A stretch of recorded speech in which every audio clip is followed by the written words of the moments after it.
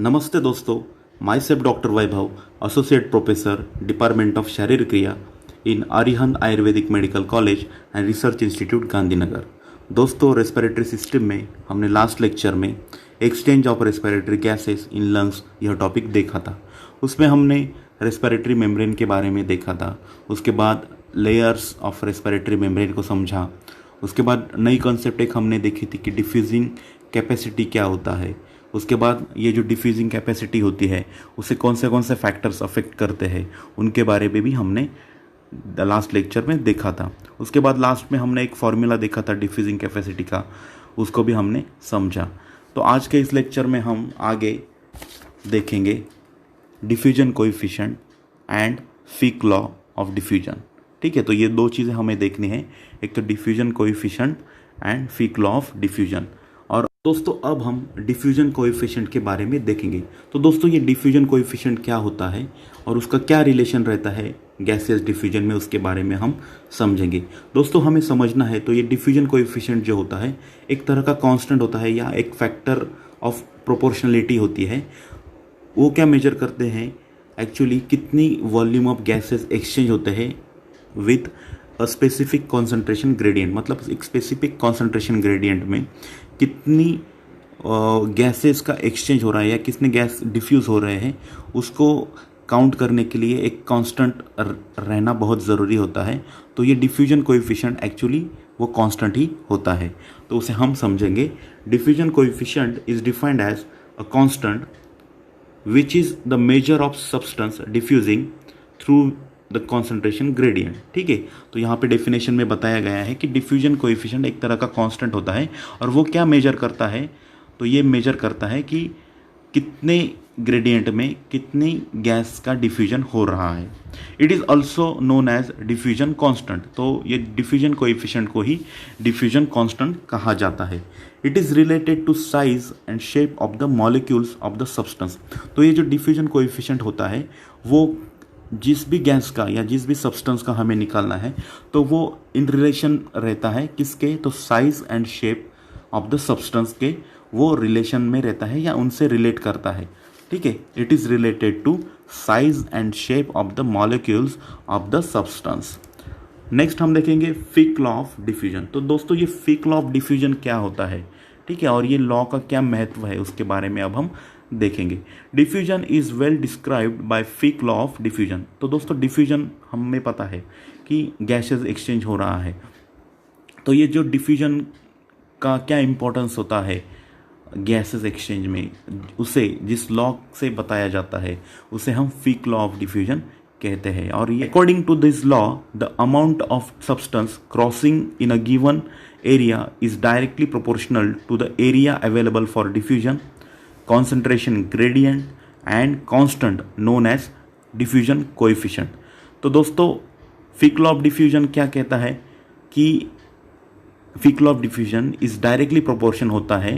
किससे directly proportional होता है, तो एरिया अवेलेबल फॉर डिफ्यूजन, मतलब जो रेस्पिरेटरी मेम्ब्रेन है जहाँ पे एक्चुअली डिफ्यूजन होने वाला है उस पर वो डिपेंड करता है। उसके बाद वो कॉन्सेंट्रेशन ग्रेडियंट पे डिपेंड करता है और दूसरा वो किस पे डिपेंड करता है, एक constant that is diffusion of coefficient पे ये डिपेंड करता है या उनसे डायरेक्टली प्रोपोर्शनल होता है। तो उस लॉ को हम फिर से पढ़ेंगे। According to this law amount of substance crossing a given area is directly proportional to the area available for diffusion, concentration gradient and a constant known as diffusion coefficient. तो दोस्तों यहाँ पे हमने फिक लॉ ऑफ डिफ्यूजन को देखा। तो दोस्तों अब हम डिफ्यूजन ऑफ ऑक्सीजन के बारे में देखेंगे। Diffusion of oxygen from atmospheric air into alveoli, मतलब एटमॉस्फेरिक एयर से एल्वियोलाई के अंदर किस तरह से ऑक्सीजन का डिफ्यूजन होता है उसे हम समझेंगे। Partial pressure of oxygen in the atmospheric air is 159 mm of Hg and in the alveoli it is 104 mm of Hg।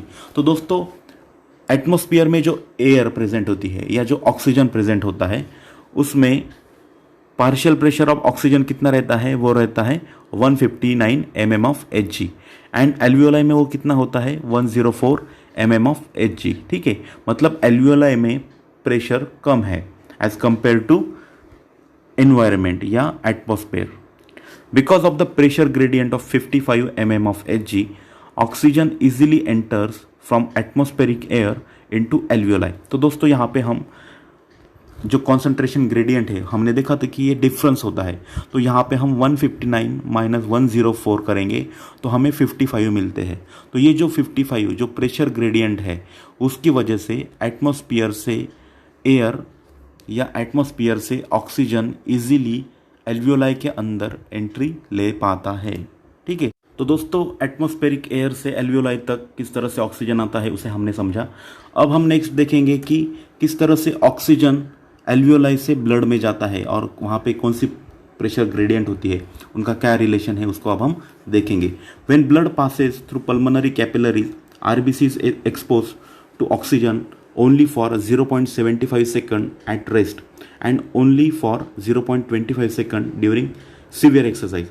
तो दोस्तों जब ब्लड पल्मोनरी कैपिलरीज से पास होता है उस वक्त आरबीसी और ऑक्सीजन एक दूसरे के कांटेक्ट में आते हैं, तो ये एक दूसरे के कांटेक्ट में आने का जो समय है वो रहता है 0.75 सेकेंड एट नॉर्मल पोजीशन या एट रेस्ट। लेकिन जब हम एक्सरसाइज करते हैं या फिर हम कुछ हेवी वर्क करते हैं उस वक्त जो ब्लड सर्कुलेशन जो होता है वो फास्ट होने चालू हो जाता है। उस वक्त जो ऑक्सीजन और आरबीसीज का एक दूसरे के साथ जो कांटेक्ट होना है वो 0.25 सेकंड इतना कम हो जाता है। ठीक है, मतलब जब एट रेस्ट हम रहते हैं तब आरबीसीज और ऑक्सीजन एक दूसरे के संबंध में या कांटेक्ट में आते हैं, वहाँ पे सेकंड रखते हैं 0.75 सेकेंड्स, और जब हम एक्सरसाइज करते हैं उस वक्त 0.25 सेकंड इतना कम समय ये दोनों में होता है। So diffusion of oxygen must be quicker and effective. तो दोस्तों इतना कम समय होने की वजह से जो एल्वियोलाई से ब्लड का जो गैसेस डिफ्यूजन होना चाहिए, मतलब ऑक्सीजन का डिफ्यूजन होना चाहिए, वो बहुत फास्ट होना चाहिए। और ये किन कारणों की वजह से पॉसिबल होता है? Fortunately this is possible because of pressure gradient. तो दोस्तों प्रेशर ग्रेडियंट होने की वजह से इतने कम समय में भी ऑक्सीजन का एक्सचेंज हो पाता है। तो partial pressure of oxygen in pulmonary capillary is 40 mm of Hg and in the alveoli it is 104 mm of Hg। मतलब एल्वियोलाई में प्रेशर रहेगा 104 mm of Hg और जो पल्मोनरी कैपिलरीज में प्रेशर रहता है 40 mm of Hg।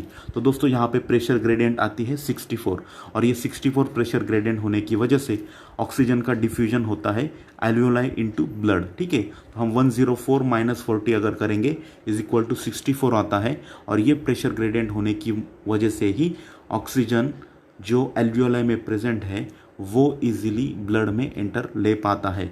तो दोस्तों इसे हम अब एक डायग्राम से समझेंगे। हम यहाँ पे देख सकते हैं डायग्राम में कि किस तरह से ऑक्सीजन का डिफ्यूजन होता है एल्वियोलस से पल्मोनरी कैपिलरीज में।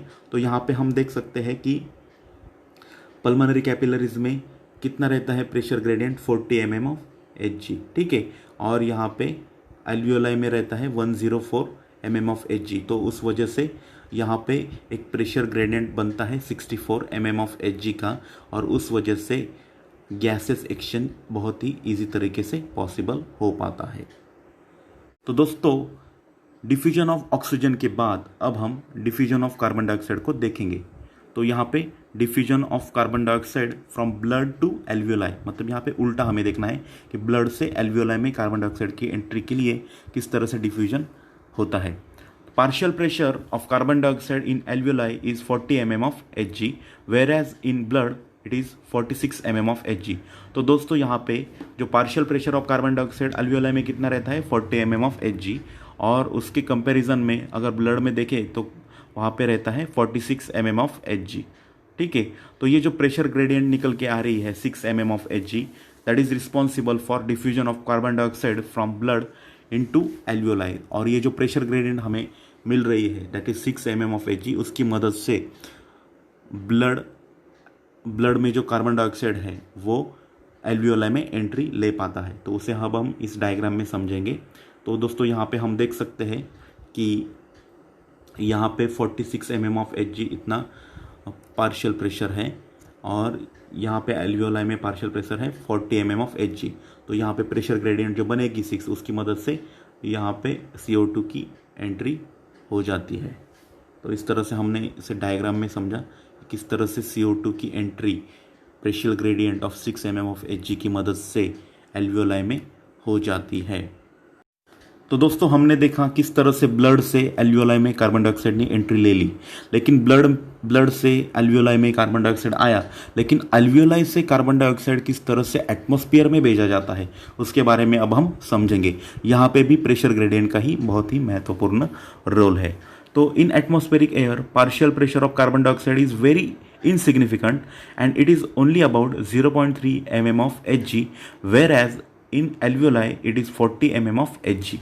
ठीक है, तो दोस्तों एटमॉस्फेयर में जो कार्बन डाइऑक्साइड का पार्शियल प्रेशर होता है वो बहुत ही कम होता है, बहुत ही इनसिग्निफिकेंट होता है, और वो कितना रहता है, वो रहता है 0.3 mm ऑफ Hg। और जो एल्वियोलाई है हमारी, उनके अंदर partial pressure of carbon dioxide रहता है 40 mm ऑफ Hg, मतलब इतना बहुत ज़्यादा प्रेशर रहता है। तो उनकी जो प्रेशर ग्रेडियंट बनेगी वो बनेगी 39.7। तो इतनी ज़्यादा प्रेशर ग्रेडियंट का डिफरेंस आने की वजह से कार्बन डाइऑक्साइड इजीली एटमॉस्फेयर में बाहर फेंक दिया जाता है। So carbon dioxide enters passes to atmosphere from alveoli very easily. ठीक है, तो इस तरह से दोस्तों हमने समझा कि किस तरह से ऑक्सीजन का डिफ्यूजन होता है। ऑक्सीजन के डिफ्यूजन में हमने समझा कि किस तरह से प्रेशर ग्रेडियंट जो बनती है उसकी मदद से ऑक्सीजन एल्वियोलाई से ब्लड में एंट्री लेता है। उसके बाद हमने कार्बन डाइऑक्साइड का देखा, कार्बन डाइऑक्साइड किस तरह से ब्लड से एल्वियोलाई में आता है और फिर एल्वियोलाई से एटमॉस्फेयर में भेज दिया जाता है। तो दोस्तों मैं आशा करता हूँ कि आपको ये सब टॉपिक समझ में आ रहे होंगे। तो आज के लिए इतना ही, हम यहाँ पे रुकेंगे। Thank you.